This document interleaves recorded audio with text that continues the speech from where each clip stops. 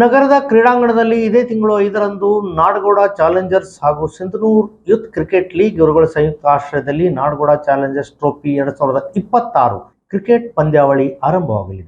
ಒಟ್ಟು 9 ಟೀಮ್ 118 ಜನ ಆಟಗಾರರ ಮಧ್ಯೆ ಕ್ರಿಕೆಟ್ ಸಮರ ನಗರದ ಕ್ರೀಡಾಂಗಣದಲ್ಲಿ ಆರಂಭವಾಗಲಿದೆ.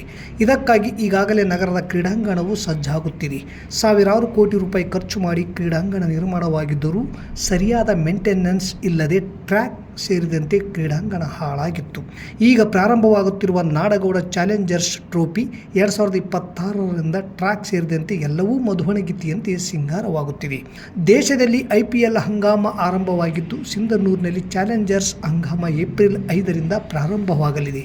Sindhanur royal challenge, HAK bulls, Sindhanur scorchers, Sindhanur strikers, Sindhanur eagles, Sindhanur sun risers, RMK stars Sindhanur, Sikandar Sindhanur, Sindhanur knight riders ಈ 9 ಟೀಮ್ ಮಧ್ಯೆ ಕ್ರಿಕೆಟ್ ಸಮರ ನಡೆಯಲಿದೆ. ಮೊದಲ ಬಹುಮಾನ 1,11,100 ರೂಪಾಯಿ, ದ್ವಿತೀಯ ಬಹುಮಾನ 55,000, ತೃತೀಯ ಬಹುಮಾನ 33,000, ನಾಲ್ಕನೇ ಬಹುಮಾನ 22,000 ಇದ್ದು, ಯಾರು ಈ ಬಹುಮಾನಕ್ಕೆ ಭಾಜನರಾಗುತ್ತಾರೆ ಎನ್ನುವುದನ್ನು ತಿಳಿಯಲು